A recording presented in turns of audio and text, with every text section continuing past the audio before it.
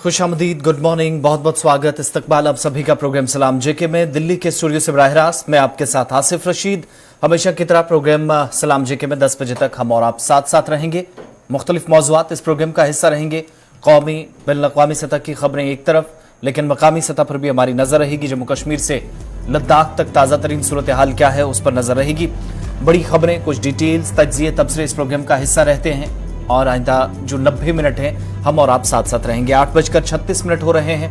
Programme का आगाज तय फॉर्मेट के मुताबिक कर देंगे। और आज चूंकि जुमे का दिन है और दिसंबर की 2 तारीख, आखिरी महीना, दूसरा दिन, पहला हफ्ता साल 2022 के आखिरी लम्हात में, लेकिन तारीख की औराक को पलटना भी जरूरी है। माजी में कुछ अहम वाक़यात हुए हैं हिंदुस्तान या आलमी तारीख में। जनूबी एशिया की इस खित्ते की तारीख क्या कुछ कहती है, कुछ अहम पॉइंट्स एक लंबी फहरिस्त में से चुनकर आपके सामने रखते हैं। आगाज आज भी तय फॉर्मेट के मुताबिक करेंगे और उसके बाद मजीद आगे बढ़ेंगे। खबरों की शुरुआत, लेकिन सबसे पहले हिस्ट्री ऑफ द डे के साथ गौर कुछ। बहुत बहुत शुक्रिया आसिफ रशीद। तो प्रोग्राम की शुरुआत तय फॉर्मेट के मुताबिक तारीख में आज के दिन के हवाले से, यानी कि आज 2 दिसंबर है और आज के दिन मुल्की और आलमी सतह पर क्या कुछ हुआ है हम आपके साथ शेयर करेंगे। और आज ही के दिन यानी कि 2 दिसंबर 1804 में नेपोलियन बोनापार्ट की फ्रांस के बादशाह के तौर पर ताजपोशी हुई है, वो आज ही का दिन था। और आज ही के दिन साल 1918 में कलकत्ता यूनिवर्सिटी के पहले भारतीय वाइस चांसलर गुरदास बनर्जी का इंतकाल हुआ है। और आज ही के दिन साल 1954 में यानी कि 2 दिसंबर 1954 में अमेरिका और चीन के माबेन दिफाई माहदा हुआ। और आज ही के दिन साल 1971 में सोवियत यूनियन का बगैर पायलट का खलाई तैयारा मरीख पर पहुंचा, वो आज ही का दिन था। और आज ही के दिन 2 दिसंबर साल 1988 में पाकिस्तान में बेनजीर भुट्टो ने वजीर आजम के ओहदे का खलफ लिया, वो आज ही का दिन था। और आज ही के दिन साल 1989 साल 89 में विश्वनाथ प्रताप सिंह ने मुल्क के 7वें वजीर आजम की हैसियत से खलफ लिया है। और आज ही के दिन 2 दिसंबर साल 1999 में भारत में बीमा के शोबे में प्राइवेट शोबे की सरमायाकारी को मंजूरी दी गई। और आज ही के दिन साल 2006 में फिलिपाइन में आतिशफशां के लावा की जद में आने से 208 लोगों की मौत हुई है, जबकि 250 से ज्यादा लोग जख्मी हुए थे, वो आज ही का दिन था। तो नाजरीन, ये थी तारीख में आज के दिन के हवाले से बात। चंद मुल्की और आलमी सतह पर चंद अहम मालूमात थी जो हमने आपके साथ शेयर की है। अब बाज़ाब्ता तौर पर खबरों की शुरुआत करेंगे और खबरों की शुरुआत करेंगे आसिफ रशीद। चलिए, टेलीविजन स्क्रीन पर आप हमें तो देख ही रहे हैं, लेकिन साथ साथ तमाम सोशल मीडिया प्लेटफॉर्म्स पर भी हमारा साथ दीजिएगा। फेसबुक, इंस्टाग्राम, ट्विटर, यूट्यूब, ये तमाम वो चैनल्स हैं जिनके थ्रू आप हमारे साथ जुड़ सकते हैं। वक्फे वक्फे से बराह रास्त नशरियात भी चलती हैं। फेसबुक पर कॉन्टिन्यूसली लाइव नशरियात हैं, वहां पर भी अपना कमेंट करके अपनी बात, अपना ओपिनियन हम तक जरूर पहुंचाइएगा। आपकी आरा हमारे लिए बहुत जरूरी रहती है। आज के प्रोग्राम का भी आगाज करते हैं खबरों के साथ। और आज जम्मू कश्मीर का मामला, लेकिन दारुल हुकूमत नई दिल्ली में काफी ज्यादा पॉइंट ऑफ डिस्कशन बना और मुल्क की सबसे बड़ी अदालत में पहुंचा। वो मामला जिस पर सबसे बड़ी इलेक्शन बॉडी या इलेक्शन कमीशन ऑफ इंडिया या भारत सरकार का जो मौकिफ है वो इसके हक में भी सामने आया है। अदालत उज़्मा के अंदर कल से लगातार हम आपको अपडेट कर रहे हैं कि हदबंदी कमीशन का जो मामला था उसको चैलेंज किया गया था। चैलेंज इसलिए कि साल 2020-21 में इस एक्सरसाइज को करने की क्या जरूरत पड़ी, जब ये तय कवानीन के मुताबिक, कवायद ज़वाबित के मुताबिक साल 2026 में की जानी थी। लेकिन अर्जियां इसे चैलेंज कर रही थी, मुख्तलिफ अर्जियां थी। और बिलाखिर कल तीसरा ऐसा लगातार दिन था जब गुज़श्ता 3 दिन मुसलसल इस पर समाअत हुई। मामले पर अदालत उज़्मा की तरफ से बिलाखिर फैसला ये सुनाया गया कि सुप्रीम कोर्ट इस फैसले को महफूज रखेगा। 2 जजों पर बेंच जो मुश्तमिल थी, फरीकीन के दलाइल मुकम्मल जब किए गए तो उसके बाद अदालत की तरफ से भी अपनी जो है जजमेंट पास की गई। और सुप्रीम कोर्ट यानी मुल्क की सबसे बड़ी अदालत ने जम्मू कश्मीर में जो एक तो असेंबली और दूसरा पार्लिमानी हल्कों की हदबंदी का अमल था उसको चैलेंज करने वाली अर्जियों पर अपना फैसला महफूज कर लिया है। सुप्रीम कोर्ट ने एक अर्जी पर फैसला कर लिया जिसमें जम्मू कश्मीर में एक तो कानून साज असेंबली और साथ ही साथ लोकसभा हल्कों की दोबारा तरतीब देने के लिए हदबंदी कमीशन की तरफ से जो तश्कील की गई हुकूमती फैसले को चैलेंज किया गया था कि हुकूमत ने आईनी दफात की खिलाफ वर्जी की है। ऐसा अभी वक्ती तौर पर नहीं किया जा सकता। सुप्रीम कोर्ट में जहां पर जस्टिस एस के कौल और जस्टिस अभय अशोका, जिनकी 2 नफरी बेंच ने सॉलिसिटर जनरल तुषार मेहता जो सरकार की तरफ से दलाइल दे रहे थे और इलेक्शन कमीशन के वकील हैं, दरख्वास्त गुजारों के वकील की अर्जियों पर समाअत की गई। 2 नफरी बेंच ने फरीकैन के वकला की जानिब से जो अदालत में दलाइल दिए गए थे वो भी सुने और इसके बाद अपना फैसला महफूज रखने का जो है वो हुक्म सादिर किया। 2 दरख्वास्त गुजार हाजी अब्दुल गनी और मोहम्मद अयूब मत्तू, इनके वकील की तरफ से जो दलाइल दी गई, ये वो 2 पिटिशनर्स हैं जिन्होंने फैसले को चैलेंज किया था और कहा कि हदबंदी कमीशन की जो अभी तक की मश्क है, जो एक्सरसाइज पूरी रही है, आइन की स्कीम के खिलाफ की गई। हुदूद में रद्दोबदल और तौसी इलाकों को शामिल नहीं किया जाना चाहिए था और अर्जी में पिटिशनर्स की तरफ से यह कहा गया था कि जम्मू कश्मीर में जो नशिस्तों की तादाद 107 से बढ़ाकर 114 कर दी गई, जिसमें पीओके की 24 नशिस्तें भी शामिल हैं। आइन दफात और कानूनी दफात खासतौर पर जम्मू कश्मीर तंजीमें 9 कानून 2019 की दफा 63 के तहत खिलाफ वर्जी हुई है और अर्जी गुजारों की तरफ से मजीद जो दलाइल देते हुए कहा गया कि कमीशन 12 जुलाई 2002 को कायम किया गया था, जो हदबंदी एक्ट 2002 के सेक्शन 3 के जरिए हासिल अख्तियारात के इस्तेमाल में 2001 की मर्दमशुमारी के बाद पूरे मुल्क में इस एक्सरसाइज को अंजाम देने के लिए बनाया गया था। 2002 का हवाला दिया गया कि जब कवानीन के मुताबिक कमीशन तश्कील दिया गया। उसके बाद आईनी और कानूनी दफात के तहत 5 जुलाई 2004 के खत के जरिए असेंबली और पार्लिमानी हलकों के हदबंदी कमीशन के लिए रहनुमा खतूत या जो गाइडलाइंस थी या तरीकाकार था वो वाजे किया गया। उसमें कहा गया था कि आइन जो है भारत का या मुल्क का आर्टिकल 170 ये कहता है कि मुल्क में अगली हदबंदी साल 2026 में की जाएगी। ये वो वाजे पॉइंट था जिस पर दोनों जो अब्दुल गनी खान और मोहम्मद अयूब मट्टू उनके वकील दलाइल दे रहे थे, जो वैलिड पॉइंट रखा गया और मरकज के ज़ेर इंतज़ाम जम्मू कश्मीर में फिर ये अलग क्यों किया गया।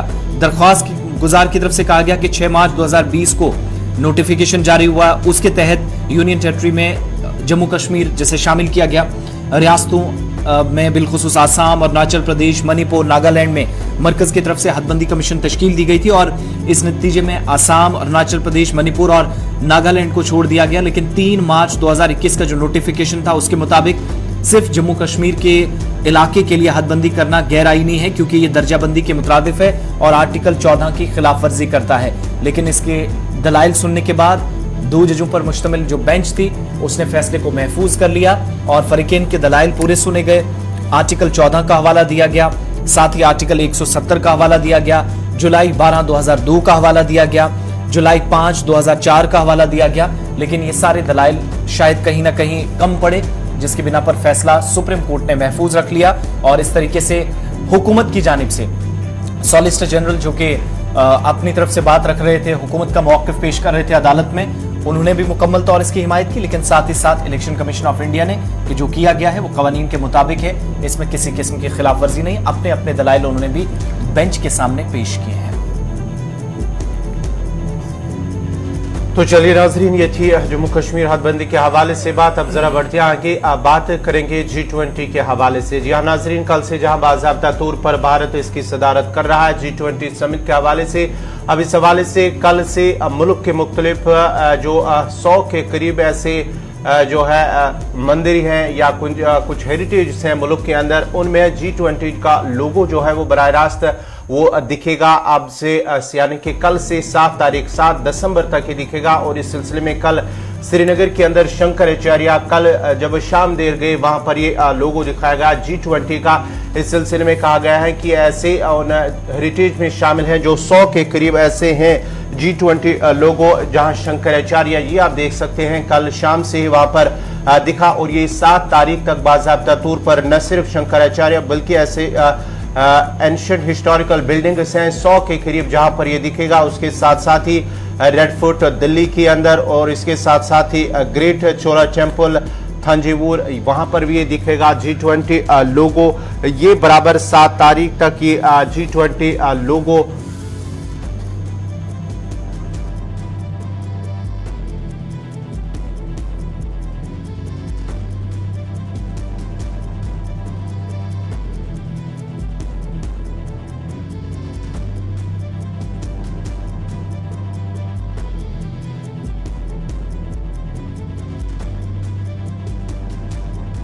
हम G20 की बात करें तो मुल्क की सदारत जब कल से इसे बाज़ाब्ता तौर पर इसकी शुरुआत हुई है। कल वज़ीर ख़ारिजा जयशंकर ने इस हवाले से जो है का प्रोग्राम में शिरकत करते हुए इस हवाले से कहा है कि कितना अहम है कि G20 की सदारत करना। जब माली के अंदर वज़ीर आज़म के हाथों ये सौंपा गया था G20 की सदारत, तो कल से बाज़ाब्ता तौर पर इसकी भी शुरुआत हुई है। मुल्क के मुख्तलिफ हिस्सों के अंदर जहां पर 100 के करीब हिस्टोरिकल ऐसी बिल्डिंग्स हैं जहां पर ये लोगो अब बाज़ाब्ता तौर पर 7 तारीख तक दिखेगा। असल में मलेशिया के अंदर बाली में जो हाल ही में G20 का इजलास इख्ताम को पहुंचा था, तो वहीं पर वजारत मुख्तलिफ ममालिक के जो वज़ीर आज़म थे वो वहाँ पहुँचे थे और भारत की नुमाइंदगी वज़ीर आज़म मोदी कर रहे थे। तो उस वक्त जो इंडोनेशिया के वज़ीर आज़म हैं उनकी तरफ से प्रेसिडेंसी जो है, जो सदारत है, वो भारत को सौंप दी गई थी और कल ऑफिशियली जो प्रेसिडेंसी है वो भारत को मिली। मुल्क के मुख्तलिफ हिस्सों में साउथ के कुछ पार्ट्स हैं, अंडमान निकोबार आइलैंड है, साथ ही केरला के कुछ हिस्से हैं, वो इलाके जो समुद्र के करीब करीब हैं, उन एरियाज के अंदर भी इस बार कहा जा रहा है कि जहां पर तकरीबन इस वक्त 40 से ज्यादा डेलीगेट्स उन इलाकों का दौरा कर चुके हैं। तो वादी कश्मीर के अंदर भी इसकी एक झलक कदीम मंदिर पर देखने को मिली। ये वो लोगो है जो G20 इजलास में इस्तेमाल किया जाएगा। साल 2023 में नवंबर दिसंबर में जो फाइनल या बड़े इजलास होने हैं, एक साल में एक बार होता है, लेकिन उससे पहले डिफेंस के, कोऑपरेटिव्स के या फिर तिजारत जो मुख्तलिफ मालिक की होती है उस हवाले से भी छोटे छोटे इजलास होते हैं, लेकिन G20 के बैनर तले होते हैं। तो वो सिलसिला जो है वो लगभग शुरू हो गया है और शायद जम्मू कश्मीर इंतजामिया की भी इस बात पर नजर है और पहले ही यकीन दहानी चीफ सेक्रेटरी की तरफ से मरकज को कराई गई है और कहा गया है कि जम्मू कश्मीर सबसे अहम और खूबसूरत मकामात में से एक है। इस मकाम का भी इंतखाब होना चाहिए। G20 के जितनी भी मीटिंग्स होंगे कम से कम ज्यादा नहीं तो एक इजलास यहाँ होना चाहिए। तो हो सकता है कि सरकार की इस बार नोटबुक में लद्दाख और जम्मू कश्मीर दोनों हों, जहां पर आपको इस बार G20 की सदारत जब भारत करेगा तो दुनिया भर के मुख्तलिफ जो लीडरान यहां पर पहुंचेंगे वो इसका हिस्सा बनेंगे। अब आगे बढ़ते हैं, बात जम्मू कश्मीर की हुई है तो जम्मू कश्मीर इंतजामिया की एक अहम फैसले की भी बात करते हैं और ये फैसला ज़राअत के हवाले से है, एग्रीकल्चर के हवाले से है। माजी करीब में सरकार की तरफ से मुसलसल कुछ ऐसे इकदाम उठाए गए जो ऑलरेडी हमारे पास कवानीन थे, उनमें तरमीम वक्ती तौर पर की जाती रही। एक और फैसला सरकार की तरफ से लिया गया और मरकज के ज़ेर इंतजाम इलाके के अंदर जम्मू कश्मीर इंतजामिया ने जो लैंड रेवेन्यू एक्ट हुआ करता था जम्मू कश्मीर का, उसमें तरमीम का फैसला किया गया, बल्कि तरमीम कर दी गई और यूनियन टेरिटरी के अंदर अब सरकार ये मानती है कि काश्तकार या जो किसान हैं Jammu Kashmir land revenue act के मुताबिक या इसकी मुख्तलिफ दफात के मुताबिक अपनी जो कानूनी वुर्सा है उनको ये अराजी या अपनी ज़मीनें जो मुंतकिल है ट्रांसफ़र कर सकते हैं। लैंड का जो ट्रांसफ़र करने का सिलसिला है वो हुकूमत के मुताबिक और भी आसान हुआ है और इस साल आप देखेंगे तो ये तीसरा इस तरह का कोई बड़ा फैसला है जब किसी कानून में तरमीम सरकार की जानिब से जम्मू कश्मीर यूटी के अंदर की गई हो। सरकारी आदादो शुमार भी जो है वो भी सामने रखे जाते हैं और बाज़ाब्ता अहकामात इस सिलसिले में जारी कर दिए गए हैं और सरकार ये मानती है कि नवंबर दिसंबर में जो शिकायत थी उनको भी पूरी तरीके से एक तरह से दूर कर दिया गया है और जम्मू कश्मीर जो रीऑर्गेनाइजेशन एक्ट 2019 का है उसकी मुख्तलिफ दफात का इस्तेमाल करते हुए इस बार हुकूमत के पास जो इख्तियारात हैं उनका इस्तेमाल करते हुए ये जो लैंड रेवेन्यू एक्ट में तरमीम की जानी थी वो की गई है। कश्मीर ब्यूरो चीफ हिलाल हांजूरी हमारे साथ इसी खबर पे मजीद है। हिलाल, क्या ये फैसला असल में है और किन लोगों को कैसे राहत मिलने वाली है जो तरमीम इस बार इन कुछ शिकों के तहत की गई है इस कानून में? बिल्कुल आसिफ, जहां तक हम इस खबर को ठीक तरह से समझ पाए हैं उसके मुताबिक जो ज़री अराजी या उसकी मुंतकिली को लेकर जो कुछ दफात पहले से ही बने थे और खासतौर पर 26 अक्टूबर साल 2020 को reorganisation of union territory of Jammu and Kashmir abdication of land laws third का ऑर्डर जो जारी हुआ है जी, उसके तहत दफा 141 के जरिए अता करदा इख्तियारात का इस्तेमाल करने का हुक्म दिया गया है और उन्हीं के तहत जो दफा 133H था जिसमें कुछ दुश्वारियां महकमा रेवेन्यू के साथ वाबस्ता लोग और जो इस हवाले से मुस्तकीन थे उन्हें काफी दुश्वारियां आ जाती थी। दुश्वारियां इस तरह की आ जाती थी क्योंकि अमूमन हम देखते हैं कि जब अगर कोई घर का फर्द अगर उसके बच्चे हैं तो वो कानूनी वारिस बन जाते हैं। तो अगर कोई कानूनी वारिस, कोई वालिद अपने बच्चों को, अपनी बीवी को जमीन की मुंतकली करना चाहता था तो उसमें कुछ दुश्वारियां कानूनी तौर पर पेश आती थी, वो नहीं हो जाती थी। यानी ना वो किसी को हिब्बा दे सकता था जिसे हम गिफ्ट डीड बोलते हैं और ना ही वो कोई तबादला कर सकता था। तो इस वजह से अब इस दुश्वारियों को दूर करते हुए हुकूमत ने 133 के तहत जितनी भी पेचीदगियां थी उनको दूर किया है, और इस तरह से अब कोई भी शख्स अपने बच्चों को, अपनी बेटियों को, अपने बेटे को, अपनी बीवी को जो अपनी अराजी है उसकी मुंतकिली बाआसानी कर सकता है, और अब इसे गिफ्ट डीड के जरिए या तबादला नामा के जरिए उनके नाम वो कर सकता है। ये वो चीज है जो हम अभी तक इस इन दफात को पढ़ते हुए अभी तक समझ पाए हैं, क्योंकि इससे पहले इसमें मुंतकिली के हवाले से कुछ दुश्वारी आ जाती थी, और जो ये दुश्वारी थी ये बड़ी पेचीदगियां पेश करती थी रेवेन्यू ऑफिशियल्स को भी और जो साहिल थे उन्हें भी। तो इस तरह से अब अगर इन्हें दूर किया गया तो इससे एक बड़ी राहत आम लोगों को मिल सकती है। इसमें एक चीज और भी कही गई है कि जो जाती तौर पर कुछ ऐसा काम करता है यानी काश्तकारी से जुड़ा हुआ है, खास तौर पर उन्हीं लोगों को बराह रास्त इससे फायदा है, यानी ये वाजे करने की कोशिश हुई है कि किसान वही है जिसके पास ऑलरेडी जमीन है, कोई ऐसा काम पेशा वाला ना वो कर रहा है। देखिए, जब कोई शख्स जिसका नाम अब्दुल्ला है, अगर वो काश्तकार है, उसके नाम से जमीन है तो उसके बेटे की कोई जमीन नहीं है, उसके बेटे पर कोई जमीन जो है वो उसके नाम नहीं हुई है, तो उसको आप काश्तकार कैसे कह सकते हैं? यही दुश्वारी थी, यही पेचीदगी थी कि वो उसको मुंतकिल नहीं हो जाती थी।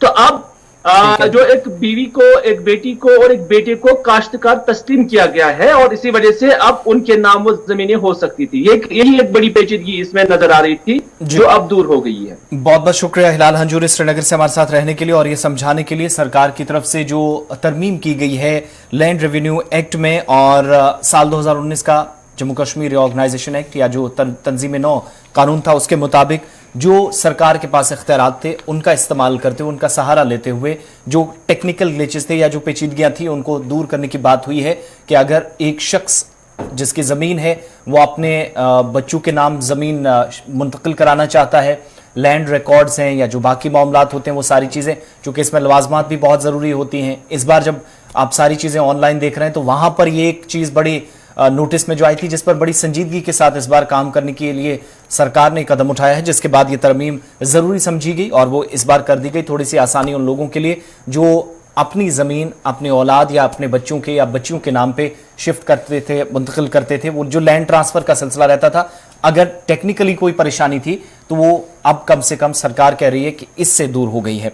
जम्मू कश्मीर इंतजामिया की बात हो रही है तो मजीद अब बात करते हैं लेफ्टिनेंट गवर्नर मनोज सिन्हा की, क्योंकि उनका भी एक ताज़ा बयान सामने आया है और दो तरह के बयानात गौहर, एक ये कि बिजली के हवाले से गलतफहमियां हैं उन्हें दूर किया जाए, उस पर भी उनने, लेकिन साथ ही साथ गुज़श्ता 3 वर्षों में जो सूरत हाल रही है उस पर भी एक बार फिर मुफस्सिल रोशनी डालने की कोशिश उन्होंने रियासी में की है। जी हाँ, कल जिस तरह से रियासी के अंदर एक प्रोग्राम के दौरान जहां उन्होंने खिताब किया तो खिताब के दौरान जहां उन्होंने कहा कि 3 साल के दौरान जम्मू कश्मीर के अंदर जिस तरह से तरक्याती मनसूबों का जो जाल बिछाया गया है मरकजी हुकूमत की जानिब से या जम्मू कश्मीर इंतजामिया की जानिब से वो काबिल तारीफ है, और साथ ही साथ जिस तरह से एंटी जो मिलिटेंसी ऑपरेशन किए गए हैं ये मनोज सिन्हा की जानिब से कहा गया है कि जिस तरह से मिलिटेंसी का कई इलाके ऐसे, उन्होंने ये भी कहा है कि जिस तरह से मिलिटेंसी का खात्मा किया जा रहा है वादी कश्मीर के अंदर, ख़ास तौर पर कई ऐसे इलाके हैं जो मिलिटेंसी फ्री इलाके हैं, और ये तब तक जारी रहेंगे ये ऑपरेशन जब तक ना जो वादी के अंदर एक भी मिलिटेंट वहाँ तक उसे खलाक नहीं किया जाता, ये तब तक ऑपरेशन जारी रहेंगे। उसके साथ साथ ही कई ऐसे मामले हैं जहाँ पर बिजली को लेकर भी उसमें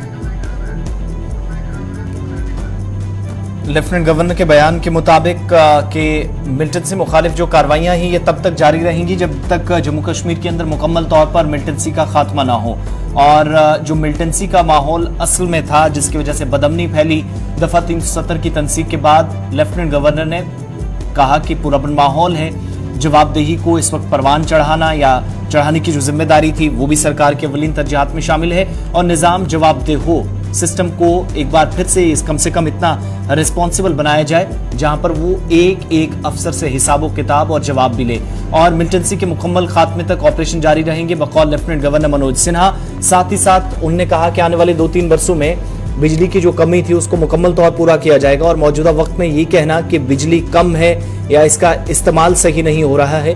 ये तमाम की तमाम अफवाहें हैं और इस पर लेफ्टिनेंट गवर्नर मनोज सिन्हा ने एक बार फिर क्लियरेंस देने की कोशिश की है। रियासी के अंदर जहां पर मुल्क के लिए जान कुर्बान करने वालों को वो याद कर रहे थे, एक बलिदान स्तंभ जिसका इफ्तिताह उन्होंने किया। एक यहाँ पर जैसे जम्मू के अंदर तारीखी बलिदान स्तंभ बना है, उसी तर्ज पर रियासी के अंदर भी बना, उसका इफ्तिताह किया। और सरकारी स्कीमों से इस्तेफादा करने वाले कुछ लोगों को कल उनकी जानिब से कार्ड्स भी थमाए गए। लेफ्टिनेंट गवर्नर ने मजीद क्या कुछ कहा, पहले उनकी बात सुनते हैं और उसके बाद मजीद बात करते हैं।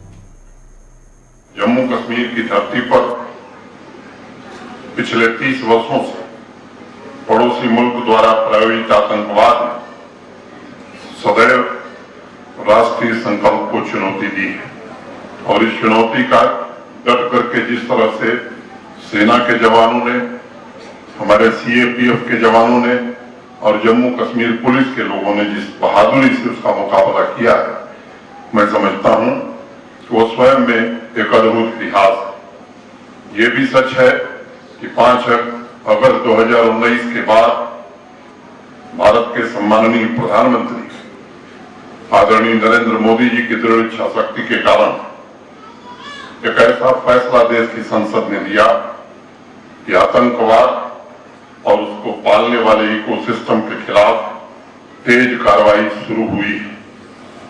इस दिशा में अनेक उपलब्धियां सेना और पुलिस के जवानों ने, सीएपीएफ के जवानों ने हासिल की हैं।